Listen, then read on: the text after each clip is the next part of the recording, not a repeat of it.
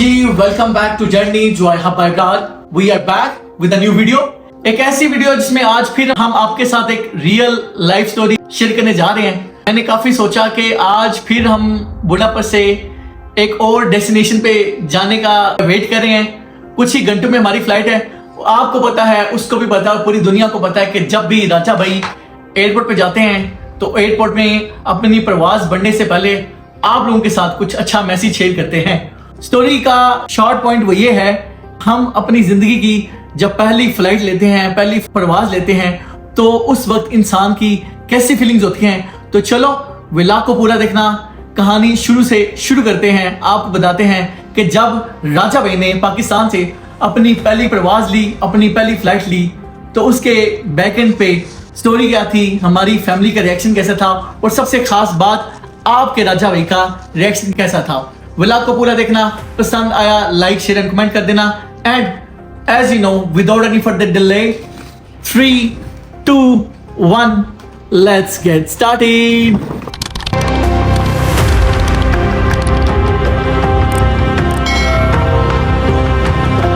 जैसा कि मैंने आपको बोला कि कहानी शुरू से शुरू करते हैं, और राजा भाई की आदत है कि जब भी आपसे कुछ बात शेयर करते हैं तो हमेशा ऐसे डिलीवर करने की कोशिश करते हैं कि आप हमारी फीलिंग्स को समझें, आप अपने आप को हमारी जगह पे रख के फील करें कि वो टाइम राजा भाई पे जो गुजरा है, अगर आप उस टाइम पे होते तो आप कैसा फील करते, और वीडियो जो है आप देख रहे होते हैं तो उसका जो मजा है उसको एक्चुअली में फील कर सकें। मुझे आज भी याद है कि 20 अगस्त 2018 मेरी ज़िंदगी का वो बहुत प्यारा दिन था।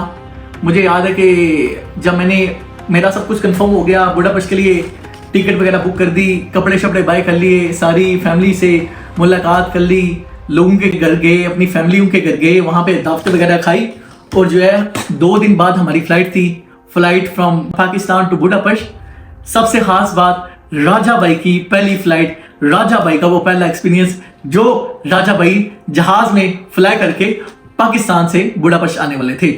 तो 20 की वो रात थी, मैं यहाँ बैठा था, साथ में मेरी वालदा थी, और इस तरफ मेरे वाले साहब बैठे हुए थे, डिनर कर रहे थे। तो आपको बताया माँ होती है यार। मैं कहानी थोड़ी सी यहाँ पे स्टॉप करना चाहता हूँ। मैं पहले अपनी माँ को जो है बहुत ज़्यादा प्यार देना चाहता हूँ।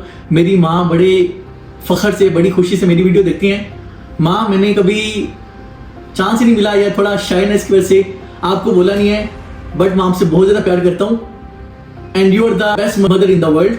बस ये याद रखना कि कोई आपके साथ खड़ा है या ना हो, आपका बेटा, आपका राजा भाई, आपका अपना छोटा, जो जिसको आप चांदी कहते थे, वो आपके साथ खड़ा रहेगा। तो माँ होती है। Back to the story. तो मुझे वो कहते हैं कि बेटा अभी भी सोच ले, टाइम है, हम जो है आपकी टिकट कैंसिल करवा देते हैं, आप ना जाओ।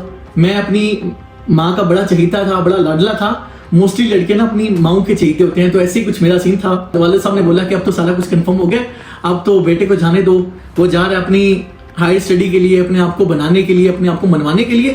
तो उन्होंने मेरी वालदा को कन्विंस किया कि जाने दो, तो कुछ अच्छा बन के आएगा। तो फिर वो रात गुजरी, मेरी वालदा सो गई। 22 को मेरी फ्लाइट थी। जब 21 को मैंने घर से निकलना था, तो मुझे याद है कि मेरी वालदा सो रही थी। तो मैं अपने फैमिली, अपने सिबलिंग्स, अपने बहन भाइयों से हक करके मिल रहा था। मेरी जो बहनें हैं या भाई है वो रो रहा था, और मेरे जो वाले साहब हैं उनकी भी आंखों में आंसू थे। लेकिन आपको पता है कि बाप हमेशा सख्त दिल वाला होता है, वो अपने दिल पे पत्थर रख के अपने गम को छुपा लेता है। तो मुझे लग रहा था कि मेरे वाले साहब की आंखों में ऑलमोस्ट आंसू आने वाले हैं, मगर उन्होंने अपने आप को कंट्रोल किया। उन्हें पता था कि अगर वो उस दिन रो जाते तो क्या पता मेरा यहाँ बुढ़ापेस्ट में आना पॉसिबल ना होता। तो उन्होंने मुझे बोला कि तुम्हारी वालदा पिछले 1 हफ्ते से बिल्कुल नहीं सोई, वो इसी परेशानी में थी, इसी सिचुएशन में थी कि मेरा बच्चा मुझे छोड़ के पक्का चला जाएगा। तो उन्होंने बोला कि आप ऐसा करो, जाके अपनी वालदा के रूम में मिल लो, और फिर न जाने क्या पता चले। लाइफ इज टेम्परेरी, और इस चीज़ में बिलीव करते हैं। गाइज, मैं आपको बता नहीं सकता कि मैं जब 3 से 4 कदम लेके जब अपनी वालदा के रूम में गया, और मैंने देखा कि मेरी वालदा सो रही थी, तो मैंने सोचा नहीं कि मैं उनको उठाऊं और या डिस्टर्ब करूं, क्योंकि वो पिछले 1 हफ्ते से सो नहीं पाई थी। तो मैंने सोचा कि बस इन्हीं यहीं से गुड बाय कह देता हूं और निकल जाता हूं अपनी फ्लाइट लेने के लिए। मेरी वालदा सो रही थी, अगर मेरी माँ आज ये वीडियो देख रही है तो आज मैं आपको बताना चाहता हूँ, मैंने कभी इनसे एक्सप्रेस भी नहीं किया।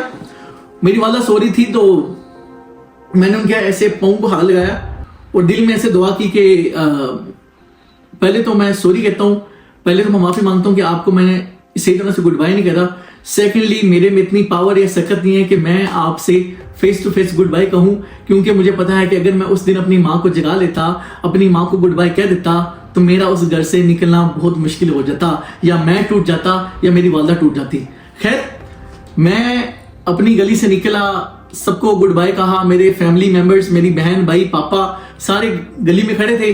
कुछ लोग मुझे एयरपोर्ट पे रवाना करने के लिए आए थे। तो गाड़ी निकली, मेरे घर से एयरपोर्ट का फासला जो था वो था 2.5 घंटे का। तो 2.5 घंटे जो है, टू बी ऑनेस्ट, मैं थोड़ा खुश था कि अब लाइफ ने चांस दिया कुछ बड़ा बनने का, तो इंशाल्लाह कुछ करके दिखाएंगे, कुछ बन के दिखाएंगे। तो 2.5 घंटे बस इसी चीज के बारे में सोचता था, प्लस अपनी वालदा के बारे में सोचता था कि सुबह जब उठेंगी और मैं घर पे नहीं होऊंगा तो बेचारी पे क्या गुजरेगी, ये मेरी वालदा ही जान सकती हैं, या हर वो वालदा जान सकती है जिसका बच्चा उससे दूर रहता है। एयरपोर्ट की बात कर रहे थे, जहाज की बात कर रहे थे, और आप देख सकते हैं कि अभी हमारे पीछे एयरपोर्ट आ गया है, जिसका मतलब है कि राजा भाई अभी फिर निकल चुके हैं अपने एक नए ट्रिप के लिए। और बहुत सारे व्लॉग्स जो हैं अभी ऑन द वे हैं।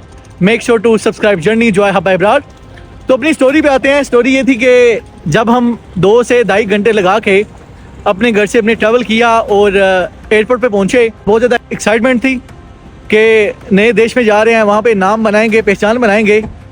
और आपको पता है कि एक जवान लड़का जब अपने कंट्री को लीव करता है और थोड़ा पैशनेट होता है अपने आप को बनाने में, तो कुछ ऐसा ही सिचुएशन थी हमारे साथ। एयरपोर्ट पर पहुंचे और एक्साइटमेंट में जहाज़ में बैठ गए। जहाज़ जब उड़ा, आसमान को बाहर विंडो से देख रहे थे, बड़ा अच्छा फील हो रहा था।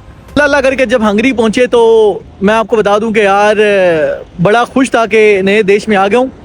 हंगरी में पहुंचा और बड़ी अच्छी फीलिंग्स थी, बड़ी अच्छी वाइब थी। जब रात का टाइम हुआ और माँ बाप की याद आई, अपनी फैमिली की याद आई, तो थोड़ा सा दिल जो है घबराने लग पड़ा कि कोई बात करने के लिए नहीं है, कोई अपना नहीं है। तो इससे ये जाहिर होता है कि ब्रो, अपना मुल्क अपना ही है और माँ बाप अपनी फैमिली से बढ़ के कोई नहीं है। तो जनरली अगर आपको बताऊं तो मैं 2 हफ्ते बिल्कुल रोता रहा कि एक्साइटमेंट में आ तो गए हंगरी में, मगर कपड़े भी खुद धोने पड़ेंगे, खाना भी खुद बनाना पड़ेगा। एक बंदा जिसको चाय नहीं बनानी आती थी, आज वो अनजान शहर में, अनजान लोगों के बीच में, अनजान जगह पे बैठा है और हर वो चीज़ करेगा जो करनी पड़ेगी, जो हालात उसको बताएंगे, सच एज कपड़े धोना, खाना बनाना, लोगों से बात करना। और एक बंदा जो गुजरात जैसे छोटे से शहर से आता है, जिसकी इंग्लिश भी इतनी अच्छी नहीं है और उस टाइम पे कॉन्फिडेंस भी नहीं था, मगर आज वो टाइम आ गया जब हम कह सकते हैं कि अल्लाह ताला ने उस टाइम साथ दिया, किस्मत ने साथ दिया। हालात से भागे नहीं, हालात से डरे नहीं, माँ बाप की दुआएं थी, फैमिली की दुआएं थी, और हमने हर वो चीज़ क्रॉस की जो हमारे वे में आई। सो ऑल इन ऑल, अगर किस्मत आप में से किसी को ऐसा मौका देती है तो आई विल टेल यू कि ऐसा मौका हाथ से ना जाने दो, टेक इट, क्योंकि लाइफ आपको 3 गोल्डन चांसेस देती है। मेरी लाइफ का वो गोल्डन चांस था। तो ये था हमारा एक्सपीरियंस, वो जहाज़ का, वो कैसे हमने अपने घर को गुड बाय कहा, कैसे अपनी माँ को गुड बाय कहा। इस व्लॉग का यही मैं क्लोजिंग करना चाहूँगा कि once again to show love to my mother, कि मैं उनसे कितना मोहब्बत करता हूँ, कितना प्यार करता हूँ। आई लव यू माँ। और जब आप ये व्लॉग देखोगे तो गर्व फील होगा, फ़ख्र फील होगा। हमने यही चाहा है कि एक अच्छे पेरेंट्स की औलाद हैं और हमेशा आपको फ़ख्र फील कराएंगे। सो उम्मीद है आपको व्लॉग अच्छा लगा होगा। अगर आपको व्लॉग अच्छा लगा तो then do subscribe, share and don't forget to comment under the video. So मिलते हैं अपनी नेक्स्ट वीडियो के साथ, अपने नेक्स्ट व्लॉग के साथ। अपना ख्याल रखना, टेक केयर, चाओ एंड पीस आउट।